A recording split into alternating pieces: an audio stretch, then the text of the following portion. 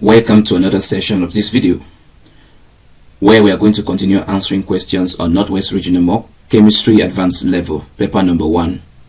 I come to you from Ogabu Corporation, an organization aimed at accelerating students' way towards excellence with a digital platform that contains GCE stuff based on the General Certificate of Education Board of Cameroon.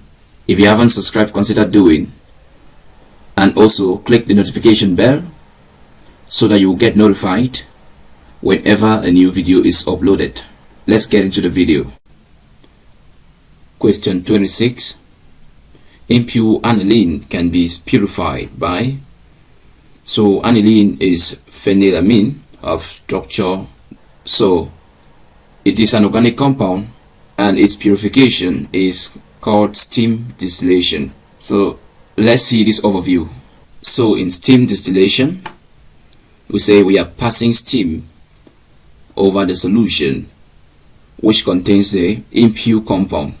So the aniline is in this round bottom flask and steam is passed over it, which vaporizes the aniline, and the aniline passes through the condenser and is collected into another flask. So impurities are left in this flask while the aniline is collected into this other flask.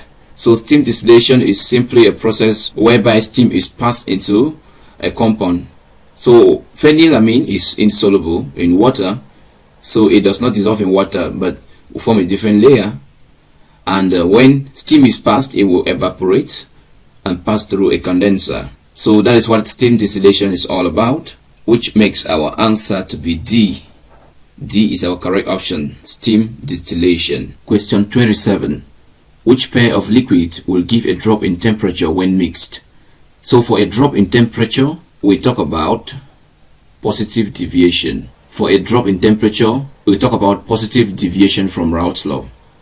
So positive deviation is increase in vapor pressure of a mixture which is higher than that predicted by ideal conditions.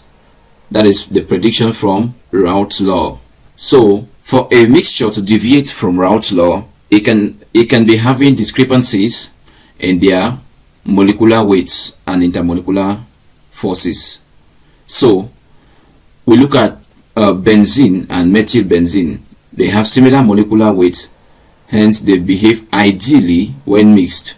Ethanol and water, they have different molecular weights, so ethanol and water will deviate from Raoult's law, and when they are mixed there will be a decrease in temperature, showing that it is positive deviation due to formation of weaker intermolecular forces. So the hydrogen bonds in ethanol and water will be broken off, giving rise to a higher vapor pressure of the mixture. For propanone and butanone, they will deviate negatively from Raoult's law because of the presence of the OH, which can interact with another hydrogen atom of the other compound to form hydrogen bonds. So nitric acid and water will also deviate negatively because there will be a rise in temperature when they are mixed. So for negative deviation, we talk about a rise in temperature, while for positive deviation, we talk about a fall in temperature. So ethanol and water will give a fall, which makes it our answer. Question 28. Consider the reaction we have benzoic chloride being converted to benzaldehyde. They say the reagent and reaction condition necessary for the conversion are. So from this reaction, we realize that there is really no option that clearly gives us the reagent and reaction condition. So we look at A is saying acidified potassium permanganate. We know that it is a powerful oxidant. It will tend to oxidize the benzoic chloride instead to a carboxylic acid. B says ethanol, room temperature, reflux. First of all, refluxing cannot take place at room temperature because refluxing is heating in a sealed container, so it cannot take place at room temperature. For lithium aluminum hydride, is a powerful reductant which will rather reduce the benzoic chloride to an alcohol and not to an aldehyde, since it is a powerful reductant. Then for the hydrogen and palladium, it will instead lead to the formation of benzyl chloride and not the formation of benzaldehyde. So we definitely have no better option for this. So our best reagent is ethanol and sodium carbonate, and then we do refluxing. That is when we are going to obtain benzaldehyde. Question 29. For the group 4 elements carbon to lead, choose the correct statement. A says the stability of the +4 oxidation state increases down the group, which is not a true statement, because the +4 instead decreases down the group due to inert pair effects. B says all the tetrachlorides hydrolyze in water, which is not true. Carbon tetrachloride does not hydrolyze in water, which contradicts already, which is already a counter example. C, lead monoxide is amphoteric while lead dioxide is acidic. That's a true statement. Lead monoxide is amphoteric while lead dioxide is acidic. D says tin 2 compounds are slightly less stable than tin 4 compounds. We know that tin comes before lead after we have germanium, silicon, and carbon. We realize that inert pair effect increases down the group. So the most stable oxidation state of tin will rather be +2 than +4. So tin 2 compounds should instead be more stable than tin 4 compounds. Likewise, lead. So D is not a correct statement. So what we see here as our answer is C. Question 30. What is the environmental consequence of the uncontrolled use of fertilizers?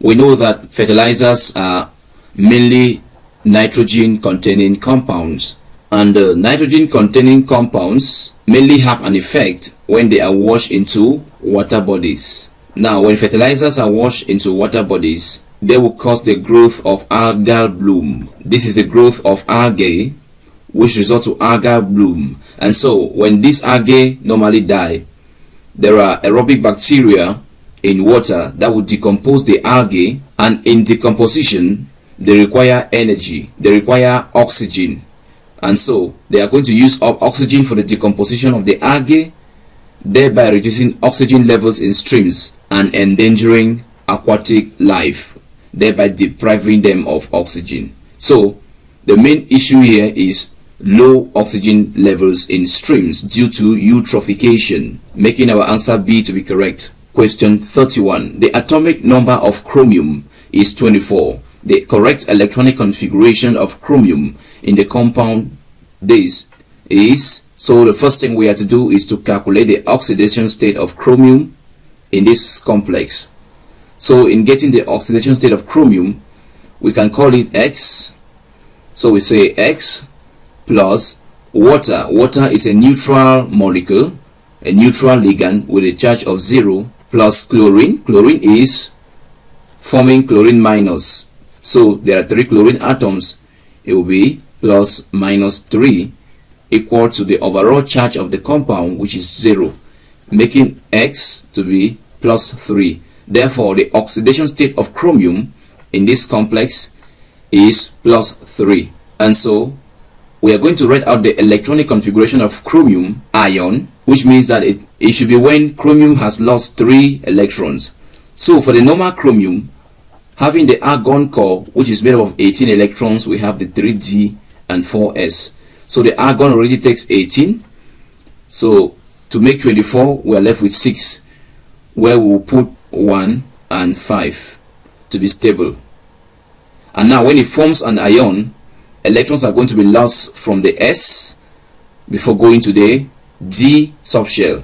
So for the ion, since we are losing 3 electrons, this 1 electron will go away, and other 2 electrons from the D will also go away. We will be left with 3D, 3, 4s, 0.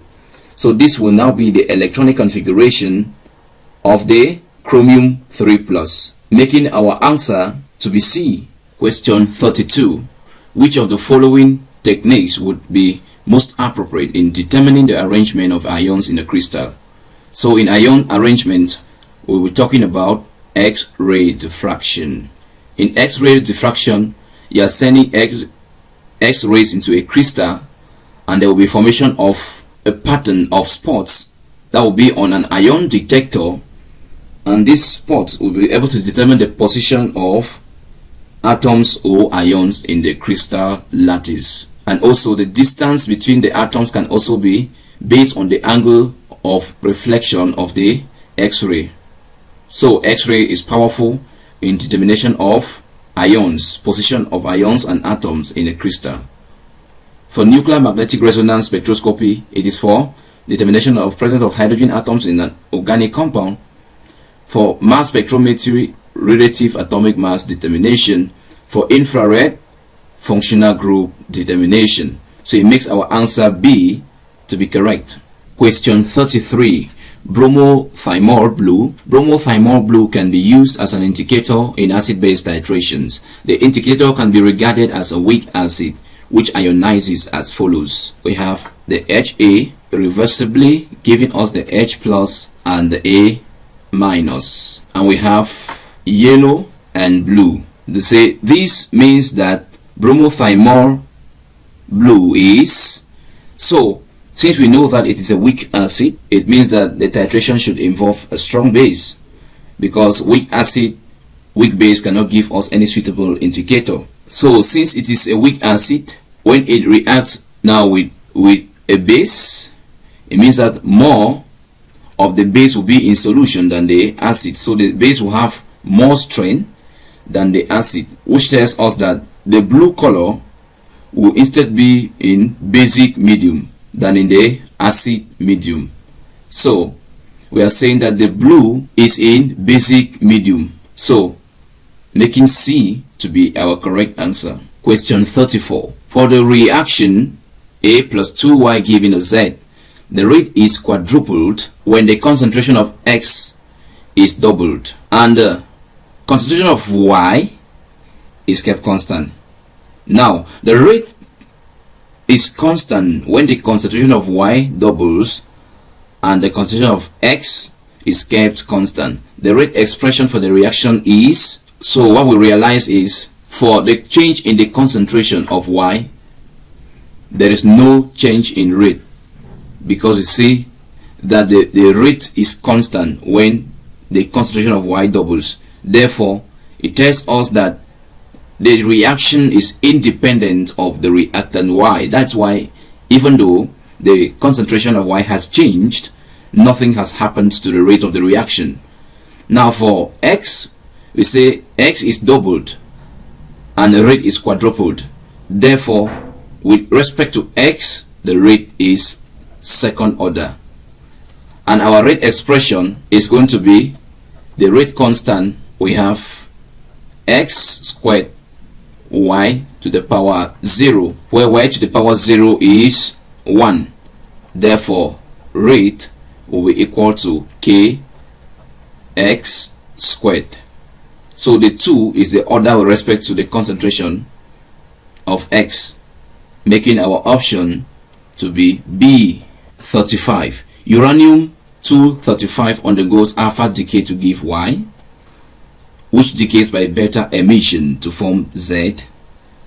So the atomic number of Z is, so what we know is the uranium 235 92 gives us a compound Y after undergoing an alpha decay, and alpha decay is mass number 4, atomic number 2, and so it means that for the mass number of Y is 235 minus 4, which will give us 231, and the atomic number will be 92 minus 2, which will give us 90. And we see that Y undergoes beta again to give Z. So we are having Z plus a beta particle with 0 and minus 1. So from Y, we will now say that the mass number remains unchanged, and then the atomic number, in order for it to be balanced with respect to Y and the new product Z, it is going to be 91. So that 91 minus 1 is normally 90. Therefore, the atomic number of Z is 91, making our option A to be correct. You can feel free to pause the video and read the instructions before we continue. from question number 36. Question 36. In calculating the enthalpy of solution of potassium chloride, the data necessary include. So for potassium chloride, we have potassium chloride, which is a solid, and this solid can be dissolved in water to form corresponding potassium aqueous ions and the chloride ions. Now, for gaseous potassium, we can also have potassium plus gas and chloride minus gas dissolving to give us their aqueous forms, and we can also have these ones combining to give us the potassium chloride solid.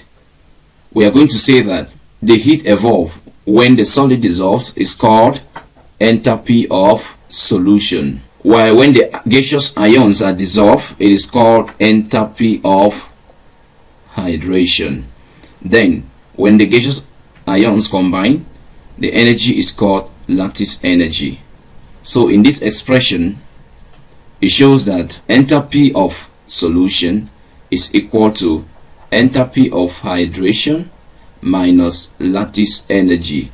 So the data needed is enthalpy of hydration and lattice energy of the compound. So one says the lattice energy of potassium chloride, which is true, we need that. 2, the enthalpy of hydration of the component ions, we also need that. The heat of formation of potassium chloride, that is not necessary, that is not needed. So these are the only 2 that we need, making 1 and 2 to be correct, and our option is B. Question 37. Which alcohol cannot be dehydrated to form alkenes? So the criterion for dehydration of alcohols is that the carbon atom carrying the OH group should be able to have another alpha carbon which contains hydrogen. So we see our first compound is a tertiary alcohol. We have something of this magnitude with the OH.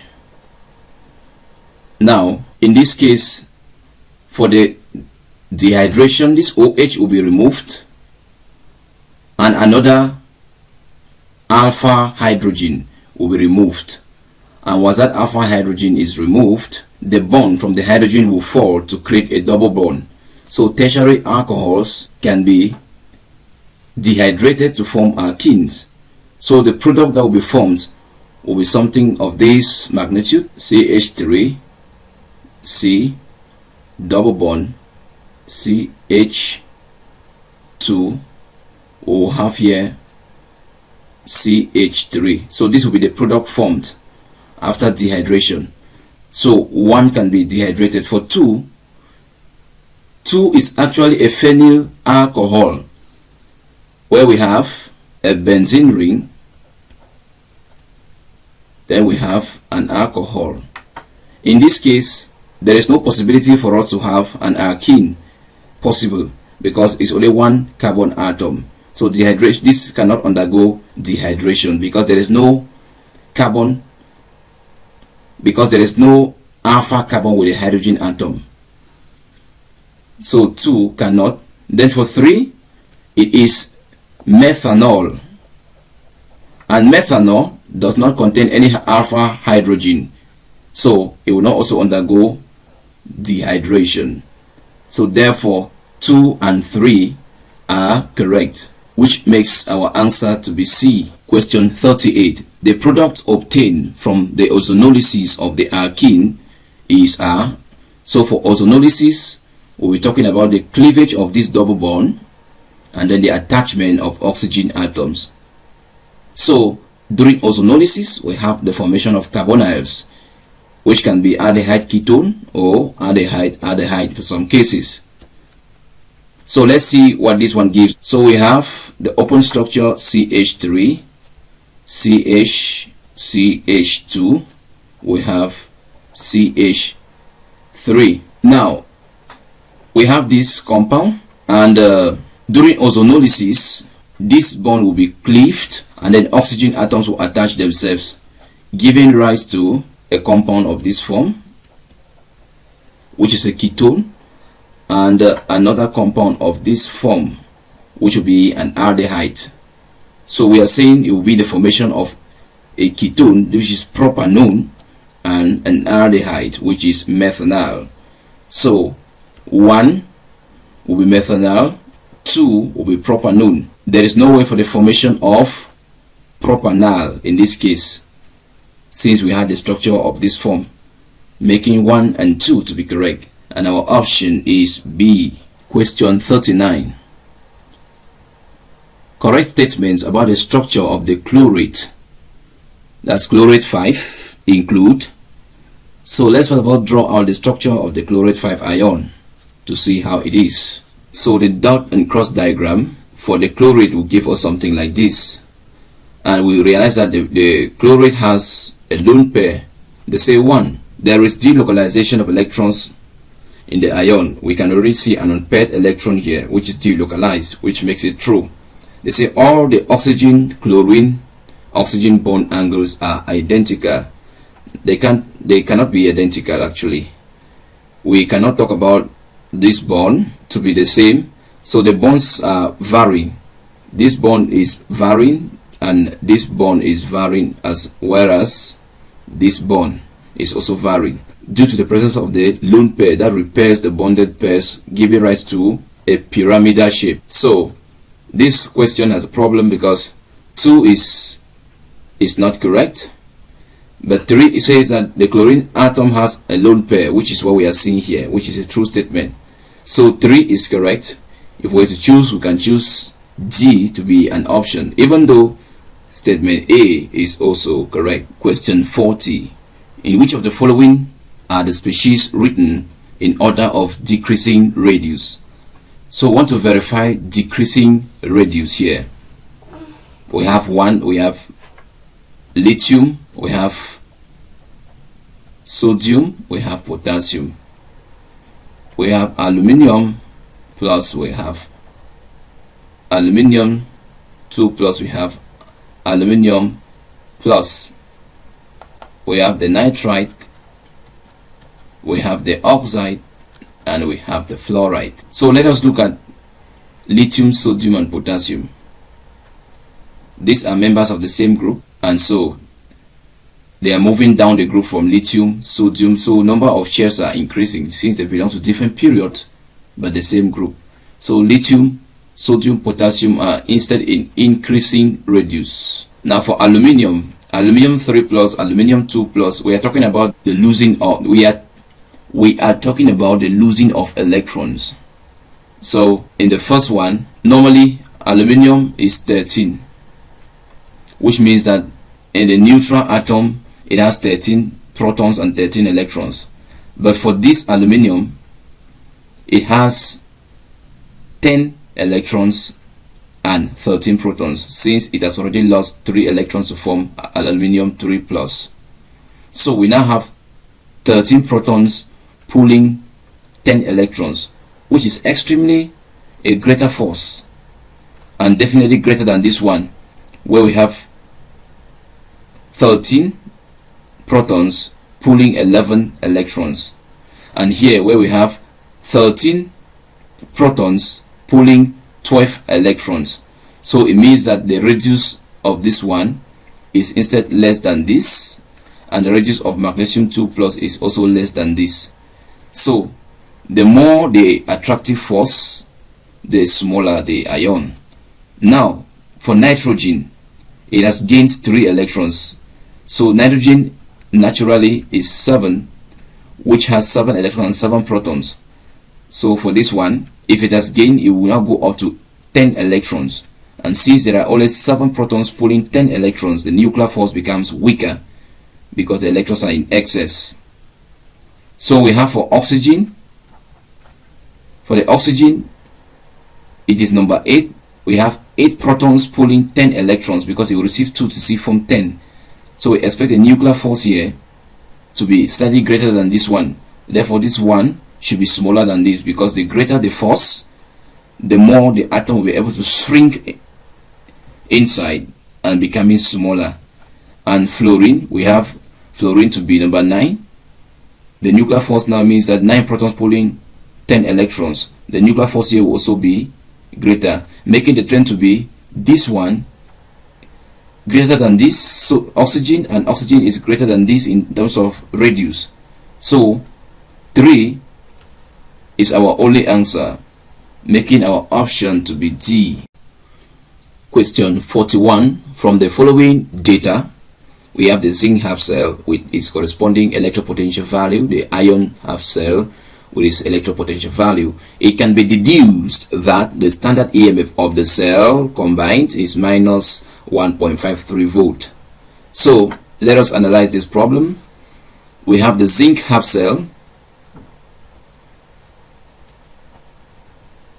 and solid. We have the electropotential value to be negative 0.76 volt, and we also have the iron 3 plus and iron 2 plus half cell, or in aqueous, electropotential to be plus 0.77 volt. So in order to identify the cathode between two half cells, we check the half cell that has the highest electrode potential value, or which has the more positive electropotential value. That will be our cathode. So the iron half cell is our cathode and the zinc half cell is our anode. So to write the cell diagram, we look at the cathodic half cell that there is no metal. All of them are ions. If there is no metal, we will have to introduce an inert electrode, in this case a platinum electrode. And the function of the inert electrode is to carry electrons so as to be able to read the value of the var-volt meter.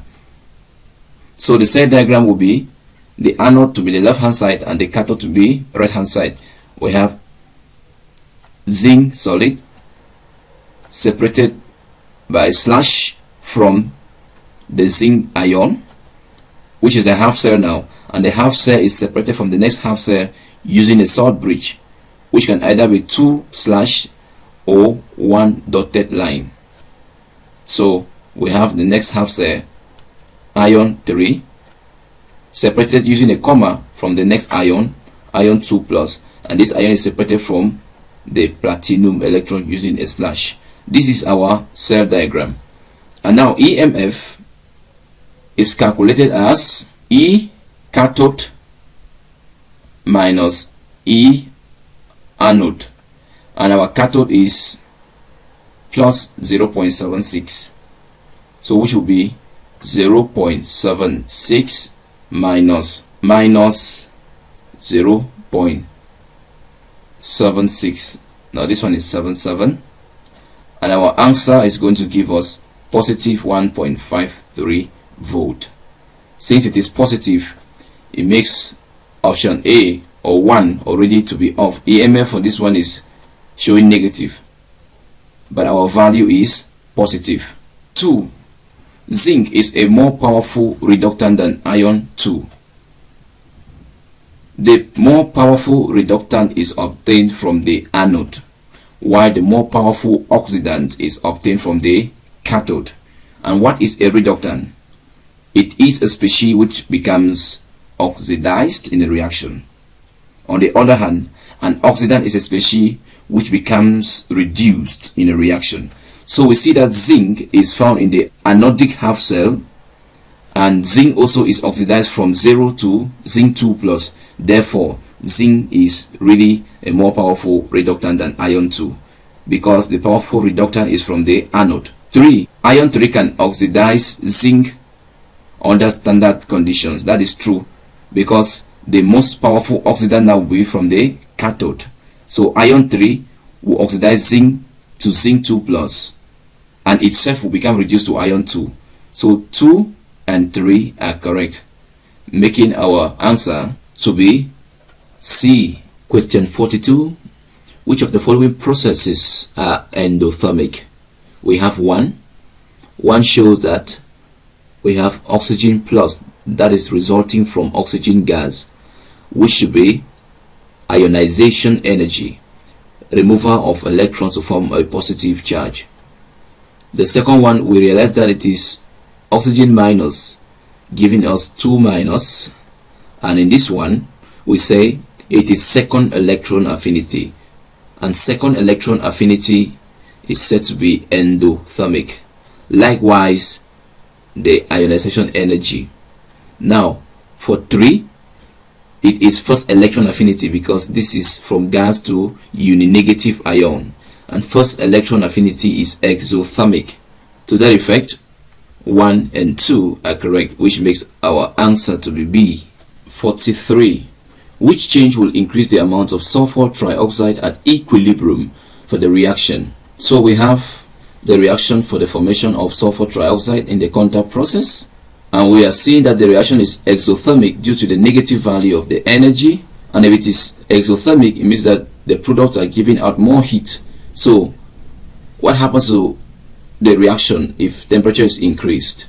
If temperature is increased, equilibrium position will shift to a direction where there is low temperature, so it will instead shift to the left, thereby hindering the yield of sulfur trioxide.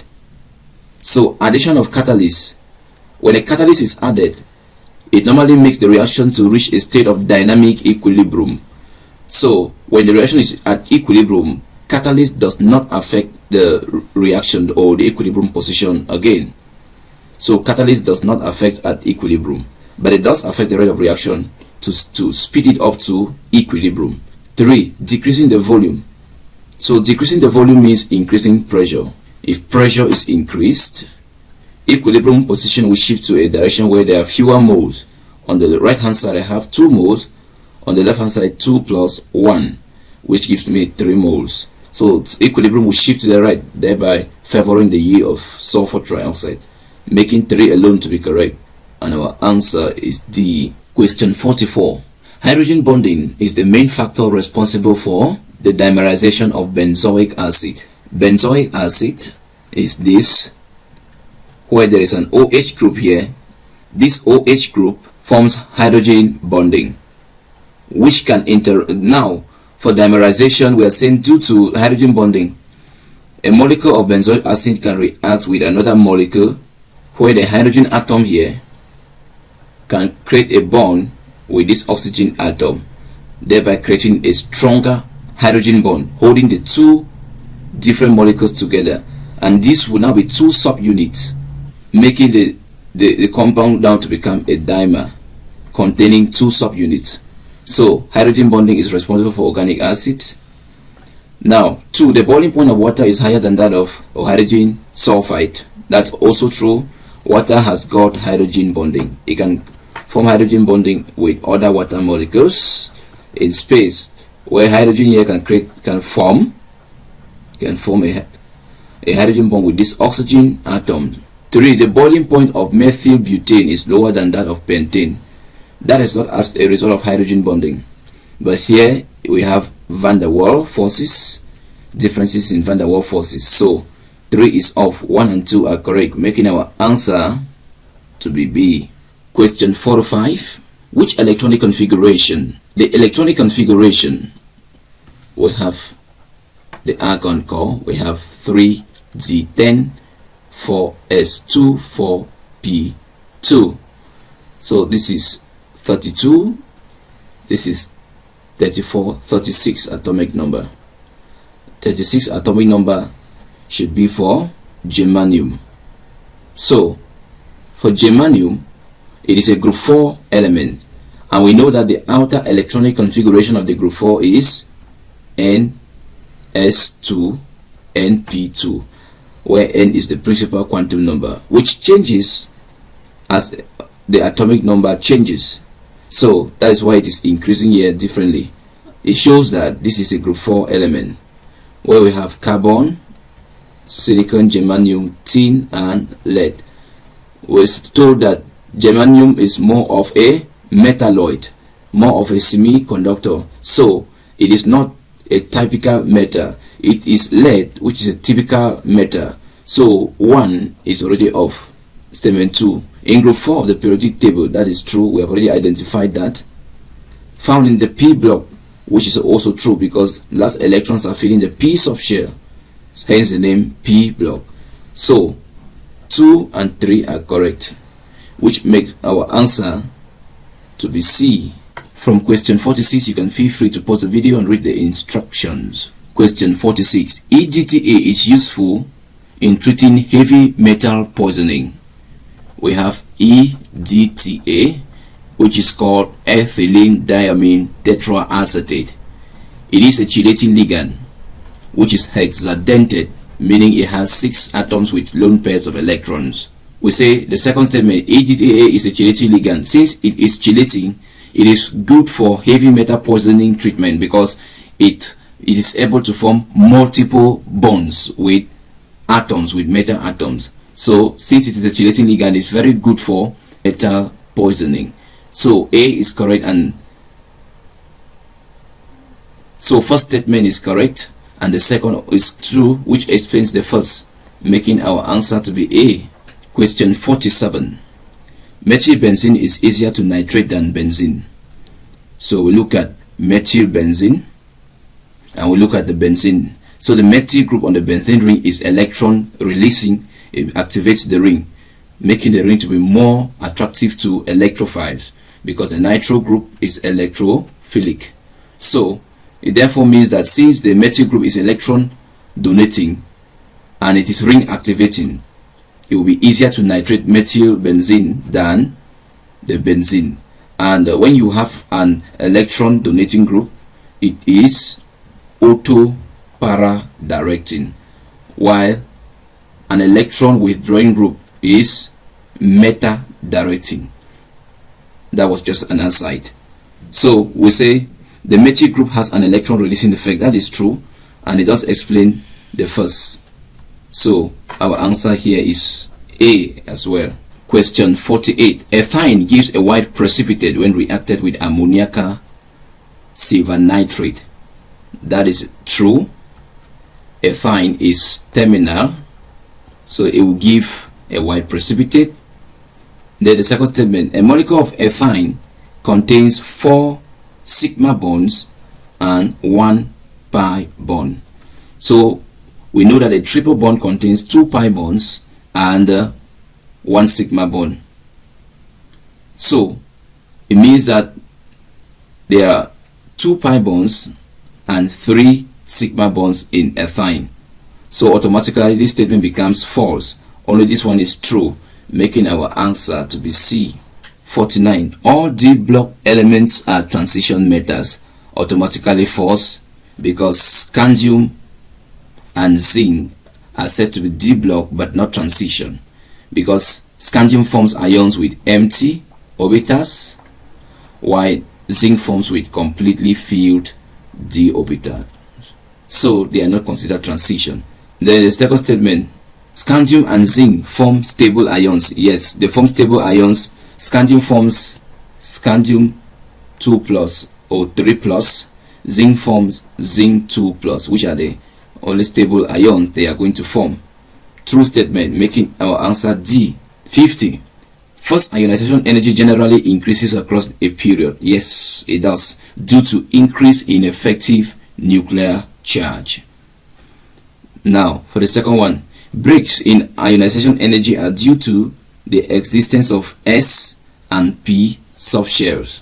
Yeah, the statement is a true statement, even though other factors like nuclear charge, number of valence electrons also count for the break in ionization energy.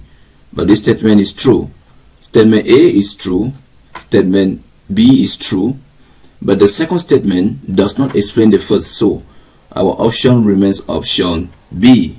So that's it for this video. If you found it helpful, don't forget to give it a thumbs up so that YouTube can recommend it to many people.